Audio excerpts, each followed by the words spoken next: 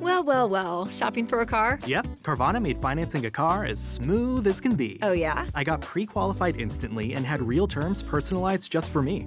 Doesn't get much smoother than that. Well, I got to browse thousands of car options on Carvana, all within my budget. Doesn't get much smoother than that. It does. I actually wanted a car that seemed out of my range, but I was able to add a cosigner and found my dream car. It doesn't get much... Oh, it gets smoother. It's getting delivered tomorrow. Visit Carvana.com or download the app to get pre-qualified today. Welcome to Bite Size Bios. This is meant to be a mini-sode that will accompany HDTH. Every week, I will pick a person from history and dive into their lives.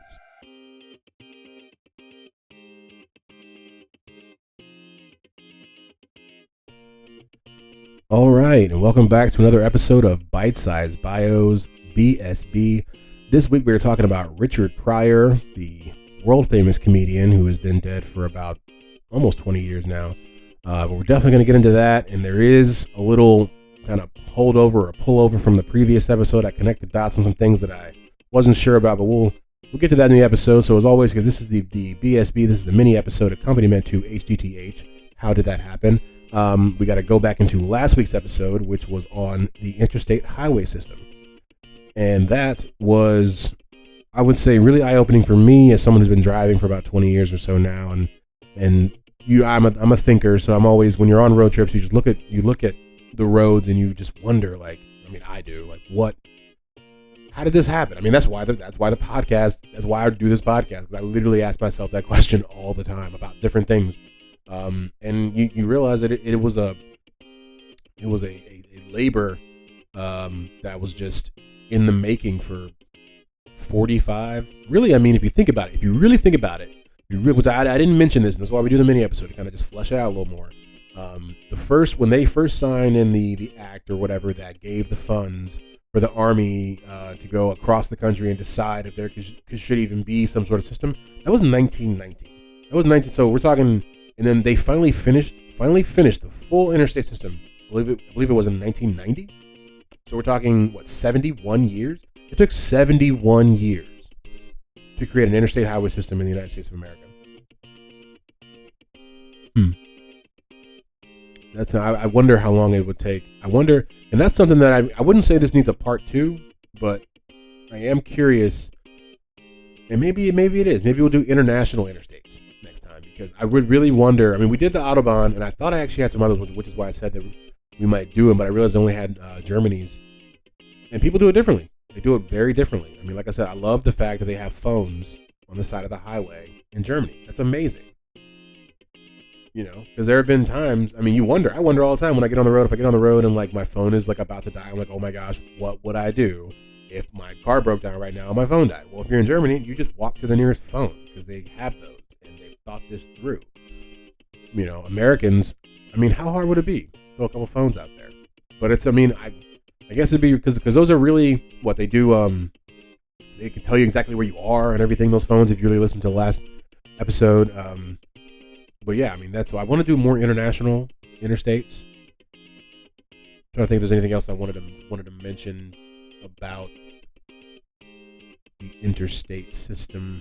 It was really cool how Dwight D. Eisenhower was completely just in there the entire time, from the beginning all the way. I don't think he didn't see its end, because I'm not sure when Dwight D. Eisenhower died, but I'm pretty sure it was before 1990. I could be wrong. Yeah, Dwight D. Eisenhower, President Eisenhower died in 1969. So yeah, he definitely did not. He didn't even see the first, because it was the 70s before Nebraska even finished their first whole section.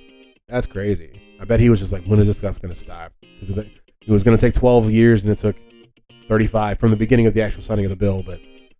But yeah, good episode. Definitely hoping for more good episodes as we go on. Can't believe next episode is episode 66, I think. We are chugging along here, coming up on almost a year and a half of doing HDTH. But yeah, before I start rambling too much, always hdthappen.com to find out all the extras. We got works cited, we got pictures, videos sometimes of all the different episodes. Show you where I get the information from. At HTTHappen for all the socials. That's mainly Instagram and Twitter. If you like what you hear here, give us a like and subscribe wherever you find this podcast. If you want to give us 5 stars, that is awesome. If you want to give us 2 stars, tell us why you didn't want to give us 5 stars. That's fine as well. Constructive criticism is always welcome. I think that's about all I have for you guys before we get into the episode. I hope you guys enjoyed. I tried to keep it a little more bite-sized than last week's. But yeah, without further ado, as we're going to do, here is the episode. Because the life's been good to me. I wouldn't let it be.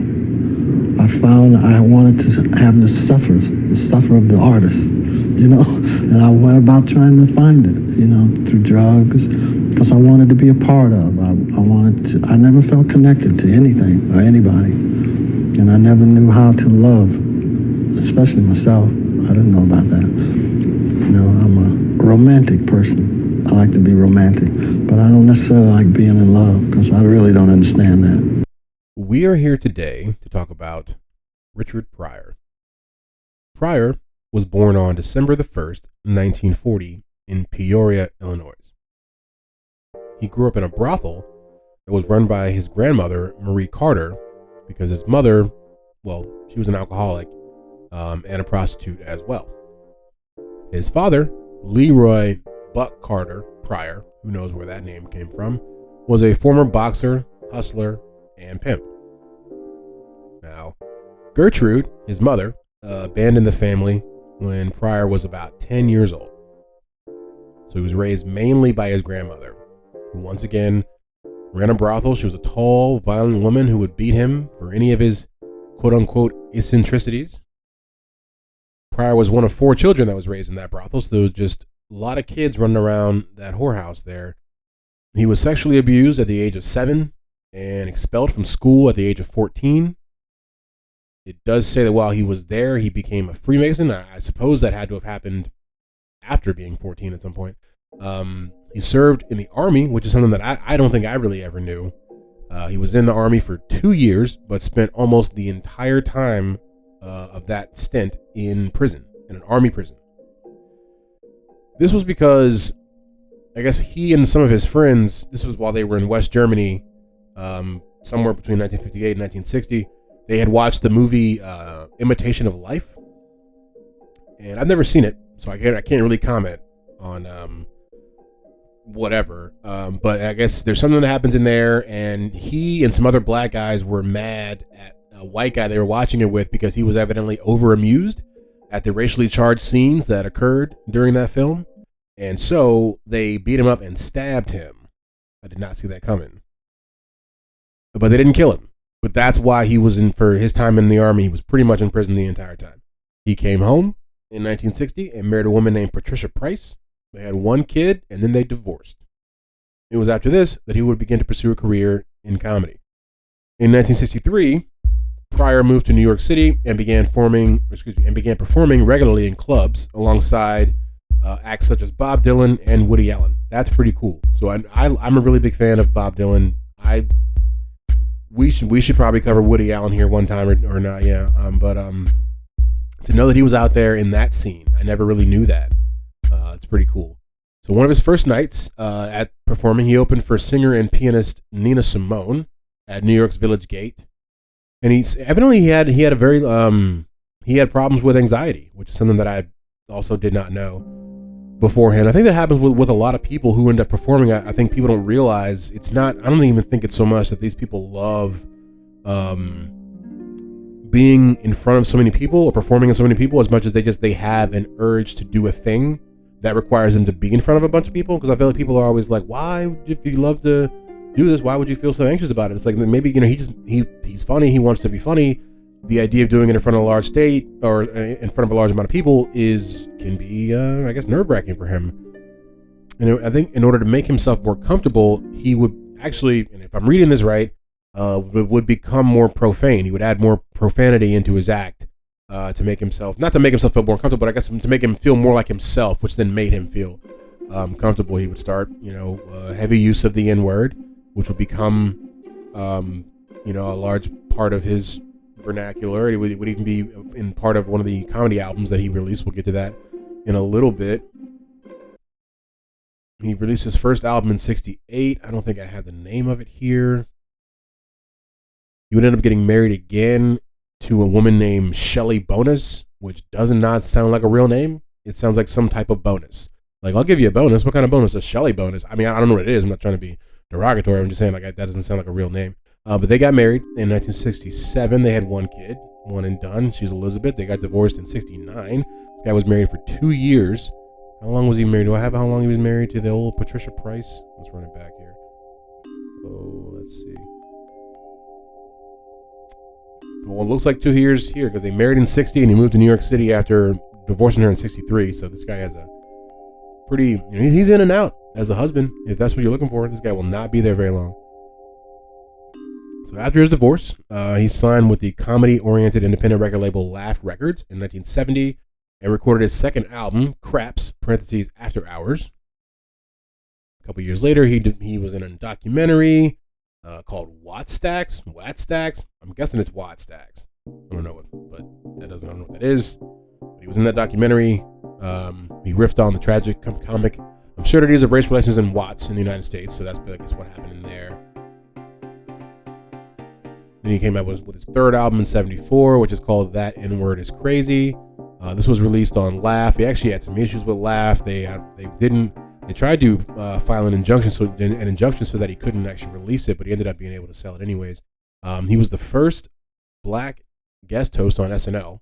Little trivia for you right there. If you're ever out and someone asks you, I didn't know. That's pretty cool. If you would imagine, if you were going to guess, who else would you guess? I mean, I don't know, what, Sidney Poitier? We're talking like 1975. It's famous black people of 1975. I don't know many others. Because I'm not, I wasn't around then. But, yeah, so he was the first black guest host on the first season of SNL. Let's see. He became the first black actor to earn $1 million for one single film when he was hired to star in Stir Crazy. And when he got on the set of that, he did a little freebasing, doused himself in rum, and then set himself on fire. Yes, he did. And he would end up actually putting this into his comedy. He was okay. He didn't die from that. He joked that he had this joke, and my dad would always tell me this joke. This is kind of my first really bits of understanding or knowing Richard Pryor. He would tell me this because he had a joke where he was talking about what people talking about him and the fact that he got himself set on fire, and so he lit a match and then he just kind of bopped it around with his hands, and then he was like, "What is that?" That's Richard Pryor running down the street. And so that my dad would do that joke for me as a child, and it is funny, but it's so it's really good the people that can laugh at their pain.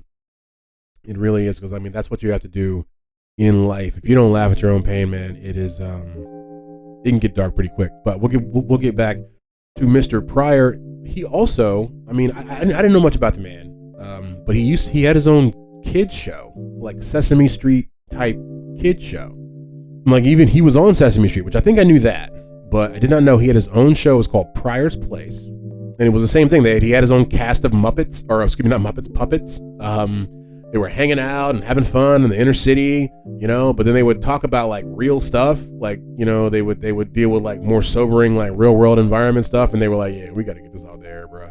Because Cookie Monster ain't talking about like his feelings and everything like that, and what's going on with like his parents, he's not talking about, he's just like doing whatever Cookie Monster does. Oh, you know what? And I'm seeing this right now. And we talked about it. It's crazy that I mentioned it. I mentioned it in the Malcolm X BSB. But I talked about the fact that we had covered a number of men who have been intimate with other men. And I actually let the cat out of the bag that the next episode was going to be on Richard Pryor. Funny thing, and I did say that in the last one, because I knew, I was like, I think he had sex with someone famous, but I couldn't remember who it was. And I'm reading the notes right now. It was, are you ready for it? Marlon Brando. Richard Pryor had sex with Marlon Brando. How do we know? Because Quincy Jones was there. I don't know if he was there, but he saw it. Or I don't know if he saw it, but he knew it happened. That's it right there. That's what Quincy Jones told Vulture magazine that he slept with Richard Pryor slept with Marlon Brando. And then actually Pryor's widow actually confirmed this as well. So like it's real. Like they got it in. The Beast with Two Backs, what happened between Marlon Brando and Richard Pryor. You heard it here first, or really kind of here probably like way second or third, but you heard it here. And so he got older. He got older and he had started to have declining health. He had a mild heart attack in 1977. Kind of begin this. We're kind of going back a little bit, but I'm kind of setting you up for his demise, basically. But yeah, he had a heart attack in 1977 at age 36. He recovered. He was cool. In 1986, he was diagnosed with multiple sclerosis. And then 4 years later, in 1990, he had another heart attack while he was in Australia. The next year, he went into a triple heart bypass surgery. So, like, this guy, that's why I went over to the 77 to kind of bring it up and just realize that he was kind of in for it. You know what I mean? And so on December the 10th, 2005, 9 days after his 65th birthday, Pryor had a third heart attack in LA. After his wife's failed attempts to resuscitate him, he was taken to a local hospital where he was pronounced dead at 7:58 a.m. Pacific Standard Time. So 10:58 if you're on the East Coast, if anybody's wondering. And his wife/widow was quoted as saying, "At the end, there was a smile on his face," end quote, which is pretty cool. And I don't want to give away, because I've always wanted to do like a podcast or like a book on people's last words before they die. I think not all of them are going to be profound, or worth hearing and remembering, but a lot of them, I think, can at least provide some type of insight into, I don't know, something. Just because, like, what Steve Jobs' like last words were like, "Oh, it's beautiful," or like something like that. I read the book, I forget what his last words were, but yeah. So he, back to Mr. Pryor, Richard Pryor, he gets cremated. His ashes were given to his family, and they were scattered in Hawaii in 2019. So they were held on to for almost 15 years.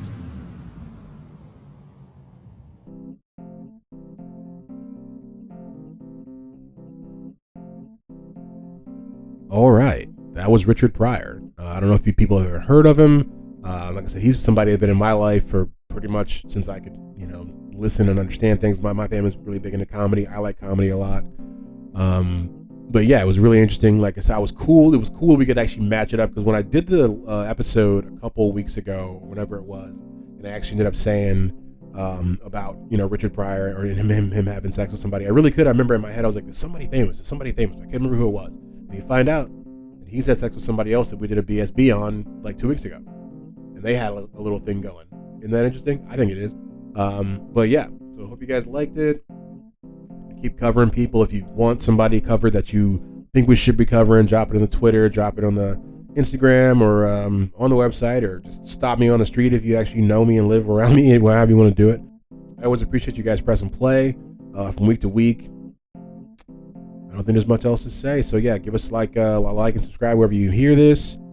5 stars if you can, 2 stars if you don't want to, and then tell us why you didn't want to, because constructive criticism is always welcome. And we'll see you in a couple days with the next HGTH.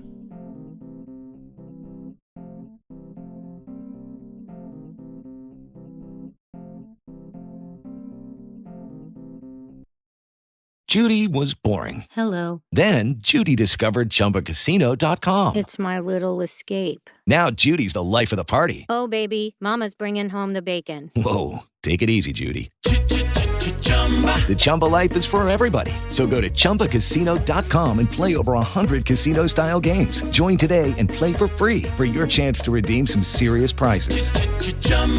ChumbaCasino.com. No purchase necessary. Void where prohibited by law. 18+ terms and conditions apply. See website for details. Wells Fargo presents one of the surest ways to grow your money. A Wells Fargo CD account, where you can earn a 5.00% annual percentage yield on an 11-month term with a minimum opening deposit of $5,000. Visit a Wells Fargo branch or wellsfargo.com/CD rates to open a CD account and start growing your savings with us. Wells Fargo Bank, N.A., member FDIC.